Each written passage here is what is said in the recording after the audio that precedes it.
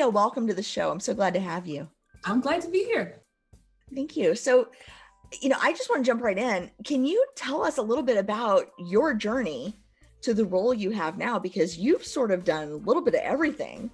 And I think a lot of young people especially think like, when somebody says, what do you want to be when you grow up? They think they have to have the definitive answer. And I think your career journey is the perfect example of what happens in the real world. So can you tell us about that? Right, because you have your own plans and then you have when that actually meets reality. And so for me, I worked after college.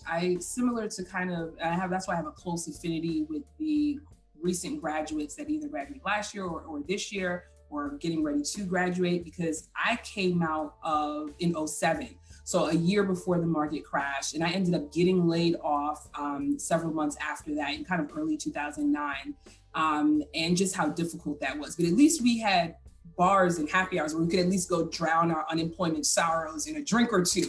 So that's why I feel like I cannot imagine how difficult this must be for them, but I definitely have that experience. The affinity is there. What I will say is one of the things that I was looking for as I was trying to get back into the workforce after kind of this crash and burn experience because of the recession is I just wanted to be on payroll. Like that was my sole purpose, right? Like I just needed to be able to take care of myself. And so in hindsight, I was desperately seeking jobs, over the course of 8 or 9 years. And so that included me going back to grad school. It included, merchant processing, luxury retail, market research.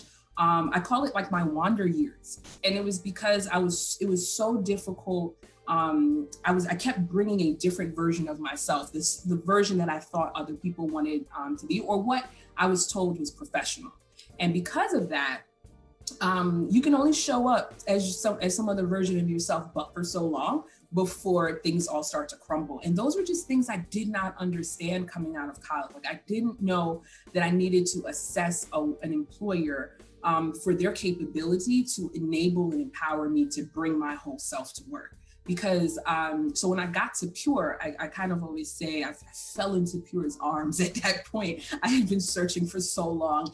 And I won't say I worked at toxic places, but I will say I worked at places that prepared me to appreciate everything that Pure does. And so when I got here, I still didn't necessarily know who I wanted to be and what I wanted to do, because there was just all of this noise from switching jobs every year and a half, and disappointment and the frustration that goes along with that. And getting to Pure after about the first 8 months, I'm like, all right, everyone's drinking the Kool-Aid, cool, sure. And then I'm like, oh, well, it's really not even Kool-Aid. It's actually like healthy infused lemon basil water. Like it's actually pretty. And then I'm like, all right, well, so now I'm just waiting for the other shoe to drop. And then I'm like, no, everyone's kind of walking around barefoot on the grass. Like there is no shoe to drop. And so just being able to have that stability, that's what kind of quieted all the noise. And that's when I was finally able to figure out, hey, what do you like to do? Like less about what you want, what you think your calling is, but what are the things that you enjoy doing? So we have passion courses at Pure. So I was able to start off in this office manager role, but I was also able to take oil painting. I was able to take a business intelligence course and learn SQL and kind of expand my Excel skills. Took a wine course because it was interesting. And all we did was drink wine for several weeks, but it didn't matter because my job paid for it. They have the fundamental understanding that happy people do better work. So whatever we can do to facilitate your happiness outside of work, they know that the business will be better off because of it. And so, and that's really between all of these different opportunities to kind of try out things that I liked and didn't like outside of the organization, but also had the opportunity to have cross-functional projects and have, leadership that was supremely invested in my development. Those were the things that made all of the difference. So that's why I can say after not working anywhere longer than a year and a half, that's why it's such a testament really to Pure and the organization and the inclusive culture that they've built, that I've now been here 4 roles in 4.5 years, all the way starting from office manager, messing around in the compliance world for surplus lines, and then also now taking kind of my outside experience from my undergrad as well as graduate days, and taking that and moving it into diversity and inclusion in this new role. Thank you for that. That's, yeah, I love that, right? So you start out with like this powerful need to eat. Right. Thank you. Right? The basic fundamentals. The basic fundamentals, like I don't want to live, on the street, and I need food. And you've managed to find this place that embraces you as a professional. I want to go back to something you said though about what you were told professionalism was. And there is so much white supremacy and so much patriarchy built into the word professional, or the concept of professional, in most environments. And I was wondering if you could kind of enlighten folks on what does it feel like to be in that kind of strict professionalism from your perspective. Like, how do people know when they're not in a place, right? If everywhere they've ever been has been like that, they may not know that that's what they're dealing with. Can you kind of expand upon that and what that feels like? Yeah, what it can feel and look like is you working somewhere, in code switching and covering.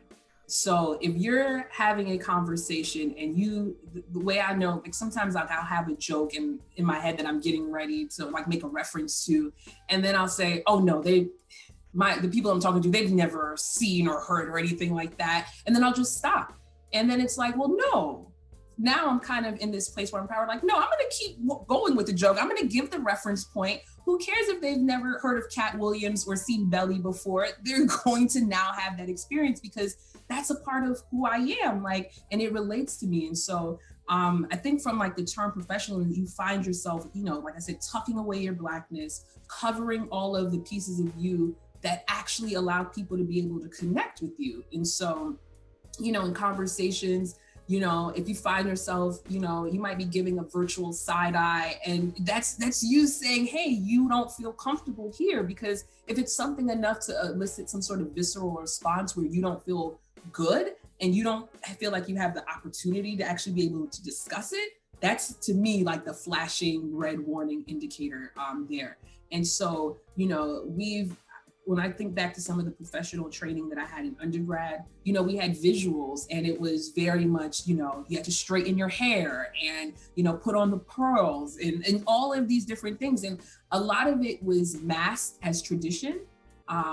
But even the nuance in that tradition is that it's steeped in patriarchy and white supremacy as well. So it's about and I went to an HBCU. So it's one about understanding that, the position that, HBCUs are kind of in that they know what's waiting for you on the outside and they want to prepare you for that.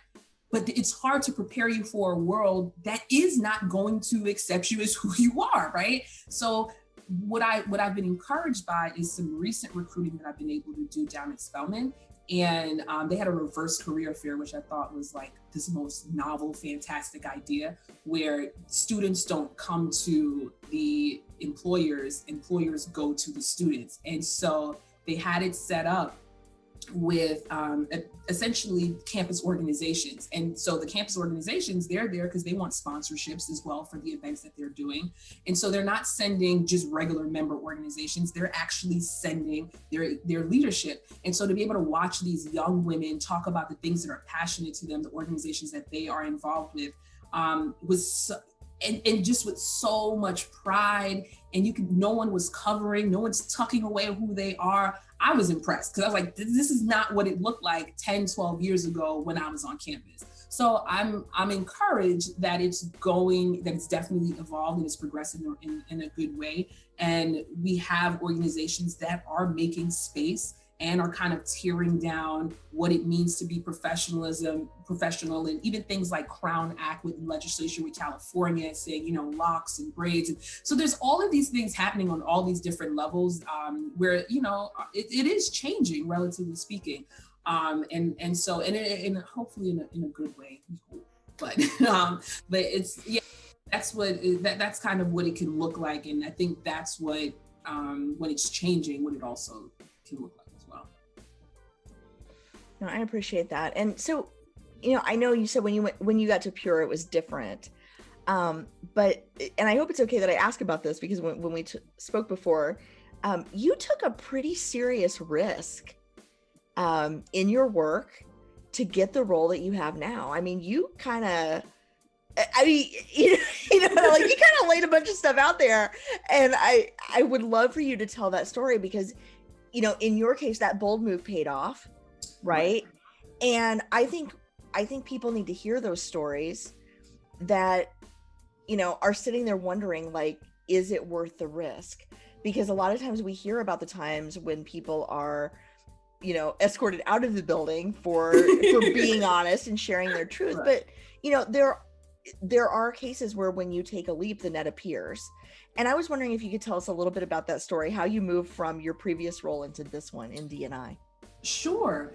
Like I said, I was pretty well into the compliance management role. And I was even thinking about kind of going in a different trajectory, because I've been playing around with robotics process automation and just different innovations. And so it was literally could not be two different kind of trajectories. So that's what I was thinking about. That's what I had voiced as what would be the next step to my manager, and kind of had him thinking about some ideas of what that would look like.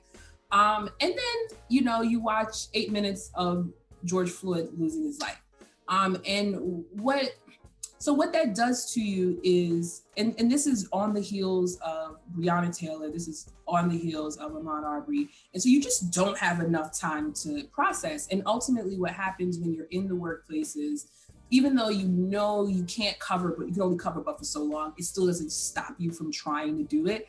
And so the moment I became free at Pure was when, after this was some other time, you don't even remember what the incident was, because there's just so many, and you compartmentalize all of them until you get to that breaking point where you can't.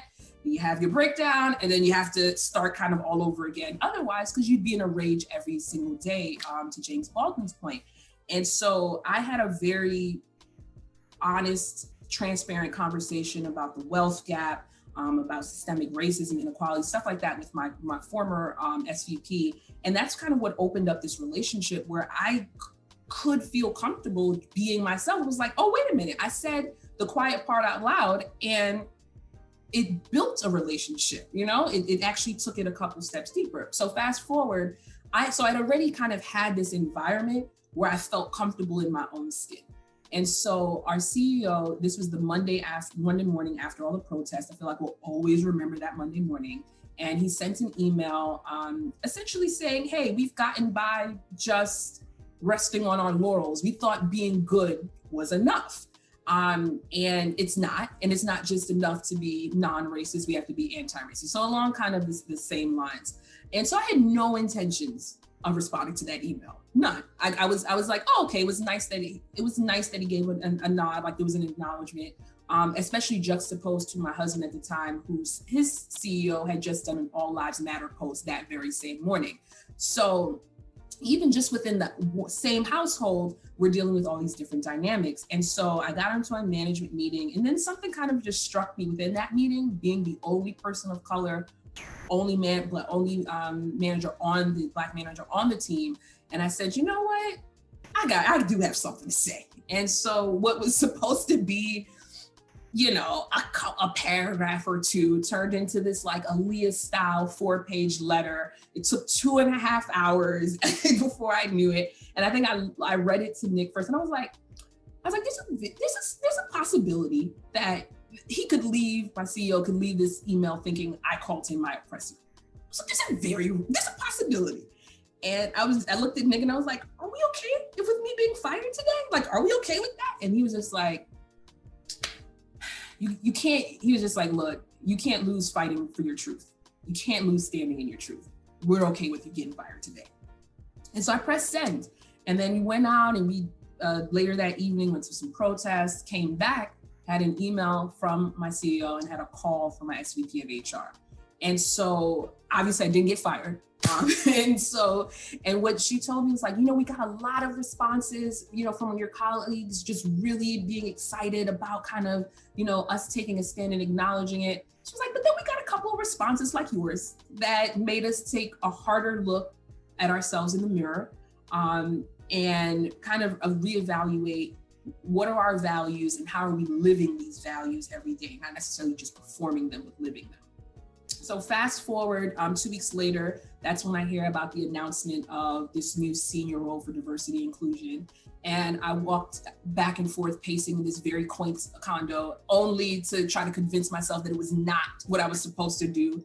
But in all reality, it was what I was already doing.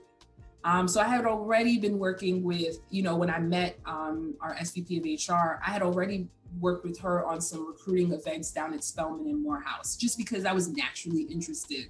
I was already reaching out to my colleagues who were going up for positions and connecting them with other people that I knew who maybe they didn't know because they didn't have cross-functional opportunities. I was already donating because we have employee donation matches, and we also have unlimited volunteer time off. So I was already taking time to go do big brother, big sister stuff with my little, because she's always in a play and it's always in the middle of the day. I don't understand that, but I don't have to worry about not being able to attend because I have, this flexibility. So it was kind of just like, no, you're already doing this. And relatively speaking, I think, the events from earlier this summer, wherever you were, you knew it just wasn't enough. And that's different for everyone, wherever you are, relatively speaking. But for me, my waking, non-working hours were dedicated to, this liberation of minorities. And I got to a space where I was like, no, my waking working hours also need to be dedicated to this as well. And so that's kind of how the opportunity, and I went through the process, put forth a really bold initiative because of Pure being the unique place that it is, where it's not kind of starting from scratch or ground zero. We kind of have the luxury of being able to put forth some really bold, audacious ideas. So for instance, on the give back front, sure, we already have an insurance foundation. We're already sending, money to different organizations along with people to volunteer in addition with that donation. How do we take it a step further? Well, giving back isn't just cutting checks. We are rehabbing $1 million homes every day. How much of the vendors that we're paying, how many of those are minority-owned businesses? What's our spend with minority-owned businesses? Are we tracking that? So there's just so many ways for D&I to be integrated. And I'm really excited, if you could probably tell, just about all the possibilities. Because like I said, if you would have asked me January, what would you be doing by the end of the year? I would have certainly told you, oh yeah, I'm building bots. That's what I would have, that's what would have been my answer. I'm building bots and getting into innovative technology. But you can only run from your true passion and calling, but for so long. That is absolutely true. And I know so many people who are in that space. I want to ask you, there's a lot of trauma, personal trauma to process right now with, the cold-blooded murders of Black people by police, the cold-blooded murders of vigilantes, right? By vigilantes of Black Lives Matter protesters.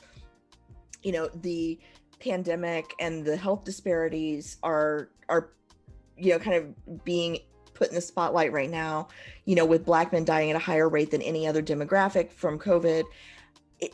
How do you, I'm not sure I'm going to ask this question right, but there's a lot of personal trauma to process. And I think some people use work as a way to escape from being in that space of dealing with the personal and collective trauma. How do you keep yourself whole when your work and your volunteer time and your personal life all exist within the space of, standing up to actively dismantling oppression? That's got to be exhausting. Yes and no, right? So the standing up part, at least for me, the actual doing, that's what the relief is. That's what the break is. Because at least I can say I am actively working, because we all have lanes. We all have lanes that we were called to. And oftentimes we find we're in other lanes, other people's lanes, because we're trying what's new. But ultimately, you cannot be deterred when you are in your lane doing what you have been called to do. And so for me, I think what was difficult from a trauma standpoint, because you're not just dealing with your own personal trauma, but then you're also dealing with, trauma of your friends and family members who are also being affected by what's going on, but at different levels. So, and I mean, we see it, you named a couple examples, but I think what COVID is doing, and to some extent, our political climate is really shining a light and exacerbating the areas where we had issues already. Like, we wouldn't have to worry about socially distancing in elementary schools or middle schools if we had the recommended teacher to student ratio. It would already been, so all it's doing is highlighting what we have known has been issues across the board from a health standpoint, even from broadband internet access, half the country not being able to get online and be able to do schooling, which is why you see a pushback sometimes and why people want to be. So there's all these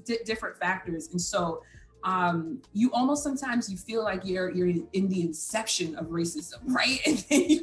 And then you turn around and then you have, from our current administration that is now banning all sorts of critical race theory and unconscious bias training. And so, which is essentially the core that's given us the language and the tools to be able to discuss what's happening around us. And we're saying, look, let's take the language away, because we can stop, if we can take the language away, then we can try to stop you from talking about it.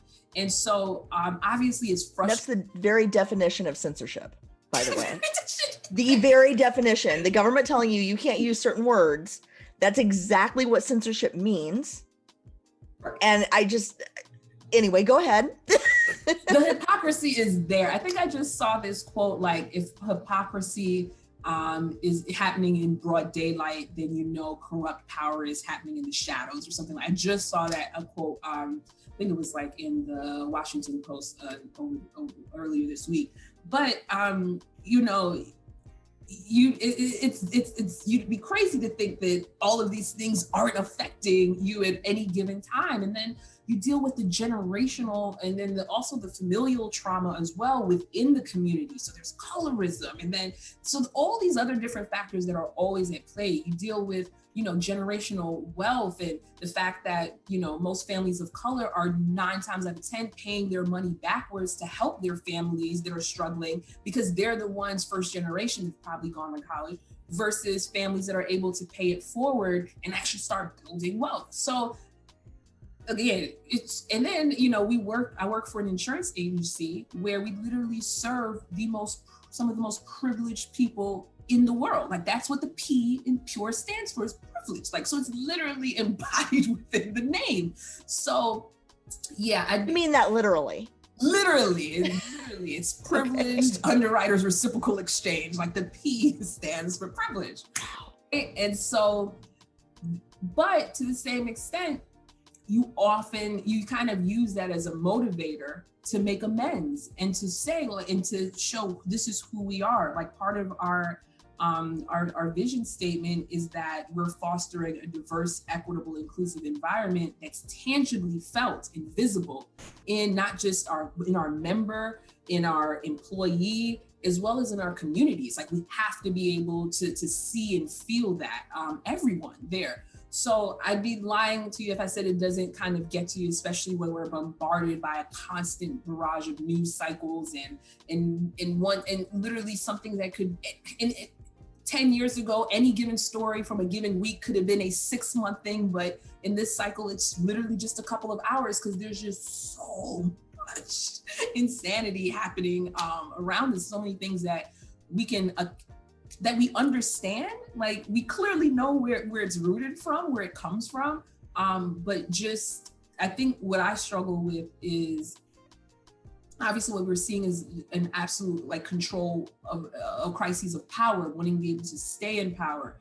But I think what's difficult is that, wow, you're willing to do that. We know you're willing to do that at the cost of someone else's existence. But the inability to see and acknowledge how the price that other communities are paying, the ability to acknowledge that, I think that's the most frustrating part, because now the gaslighting, that's where I draw the line. Like, we're not having conversations with you trying to gaslight me about what is happening and has been happening all around us. So to your question, I know I went all the way around the world and came back. I certainly do feel it. I use it on my best days. I use it as motivation to keep going forward. And it's true motivation and fuel. And on the days where personally it's just tough to manage, gotta take a mental health day. I gotta take, I might go buy a plant. I may go watch a documentary or a TV show that feels particularly, rejoiceful or at least redemptive. So I've been really enjoying Lovecraft Country that's been on, and just unpacking all of the nuances there. So yeah, I journaling every day, devotions, all sorts of things to really keep your emotional and mental and spiritual health, sound. Absolutely. And, I know some folks who, they feel like they can't get away from, right? What's like, it's like, I just need a break. And it's like, there's almost no place to go to get that break. And, when you're living it 24/7, personally and professionally, right? That's a lot. And I don't want to overlook that this work is particularly draining when you're fighting for yourself, right? When there's something almost, there's like this badge of honor given to allies, right? That like you do the minimum and everybody thinks you're great, right? And I've seen that, right? Because I've been mistaken for allies in different communities that I actually belong to. And, people, oh, you're doing such a great ally. And then they find out you're part of that group. And they're like, oh, okay, well, we're glad you're here. Yeah. Right? Like, yeah. Like, it's like all of a sudden you're not, you're like, nobody really, wants to hear it anymore. Once they realize like, oh, you're here for you. Oh, okay. Well, whatever. Yeah, you're supposed to be here. You're supposed to be here. Where else would you be? And so, I want to make sure that, I want to honor you for the work that you're doing, but also for the place from which you're doing it. Because I think right now is a really, it's a difficult time for everyone. It's especially difficult for Black women who, apparently, just are completely unprotected, right? If we look at the example of Breonna Taylor and others. And I'm just so grateful that you're here and that you're doing this work, and particularly that you're doing it in the most privileged, literally, part of the insurance industry, right? Which has historically been white dominated, male dominated, not, the insurance industry even has a history of, having insured people as property, yes, right? In the inception of our country. So I think this work is so important. I think where you are and what you're doing is remarkable and critical to moving us forward in so many ways as an industry and as a country and as a people. And I'm just so grateful for that. And thank you. Oh, thank you. And I appreciate you for providing platforms like this. You've been able to get, continue connections and folks that I've met through you and through the people that you have connected me to. All of that is greatly appreciated because, we're all, granted, we're in different, like I said, kind of going back to that idea of lanes, like we all kind of have our lane, our particular calling. And when someone can help you along your lane and vice versa, especially when we're all kind of working towards the same, critical goal, that makes it all the more enjoyable. For sure. Thank you. And for what it's worth, yeah, go ahead. No, and I was gonna say for what it's worth, it Pure will also, because I'm not sure I would have taken this position at very many other companies, but because you mentioned like that fight, and so yeah, I remember when I responded to my CEO that original time, like I said, like it's so important to be, acknowledged when you're just fighting for humanity. And so that fight is certainly happening outside of our kind of virtual walls. But I think what's helpful and crucial, and probably not even helpful, it's probably the underpinning of it, is that I don't have to fight within the organization. Like I don't have to make the case to anyone that, why we're doing anything. That is already a foregone conclusion. And I think I would have a really difficult time, if not wouldn't be able to work in an environment where I had to convince anyone of that diversity, equity, and inclusion are landmarks that need to be embedded in our foundation. I don't think I'd be able to survive in that particular type of environment where I am now personally. Yeah, it's a different conversation when your CEO has said we need to be anti-racist instead of not racist, versus your CEO has said all lives matter, get over it. Right. It's too different. It's much different worlds. Yeah. Although I will say that I have talked to plenty of people whose CEOs have been in that former camp saying the right things, but when the rubber meets the road, that's not really where they are. And so I think it's wonderful that you work for a company with that kind of integrity that says it and means it and is willing to grow into what they see themselves as aspirationally. Certainly, it's huge. Certainly. That is huge. Can I ask you, Safiya, where do you go for community for your work? For my work. So we have, I remember this was when I was still in my previous role working out of our Roswell office. We had, I think at that time, because I was the first Black person, I was the first person of color in that office altogether. And that was the case for quite a bit of time. And then we had maybe like 3 Black women join over a period of time. And I think and so I said, I spoke to them, I was building a relationship. But I want to say around the 4th one, it's kind of like we almost got antsy, like, oh, let's take her out to lunch. And so I sent a message and like to just everyone in all the Black women in the office, like, hey, do you guys want to take, so-and-so out to lunch for today? And they're like, yeah. And so that informally became like our Black Girl Magic Chat. So it's like BGM. And so anytime someone else joined the office, we go right back, hey, join it, adding on so-and-so, who do you want?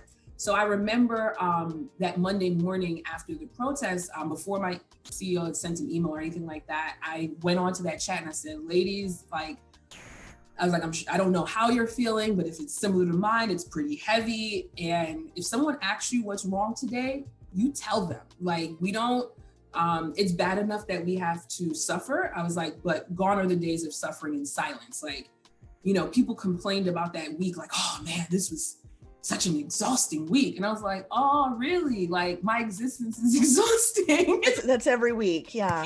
Yeah.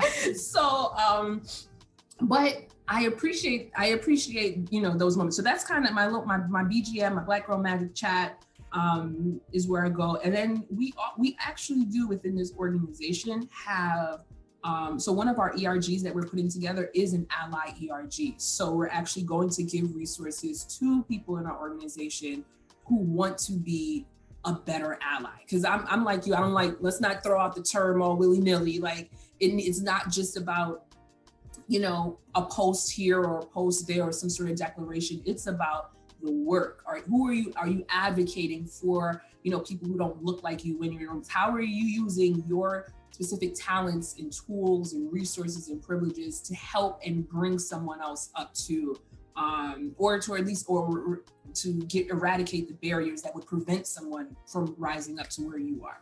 So I'm glad that I've been able to have really genuine relationships across the board, regardless of race, gender, socioeconomic status, just religion, what have you. Like, I've been able to have, and so I do feel like I have a community here at Pure. Like, there's some people that I only called just to talk about weird documentaries that I saw, like I just, like The Vow, I'm watching that, and that kind of has like my sweet spot of cults and corruption and financial, like that's like the best part of, like Wild Wild Country, like who can I talk? So I have like, I have my folks, so who do I want to talk about in Lovecraft or what we just saw this week? So it's great to be able to have a community at work. It's necessary, but it's also really important as well to have that community outside as well. Absolutely. Safiya, thank you so much for your time today. I am so grateful to know you and so grateful to have had you on the show. Oh, and I hope that folks will connect with you on LinkedIn. We'll make sure to put your LinkedIn link in the show notes so people can follow your career and all of the amazing things that you're doing at Pure and everything that you will do from here on out, which I just can't wait to see. Thank you. Thank you so much, Amy. I appreciate it. And if anything I can ever do, I'm here. Wonderful.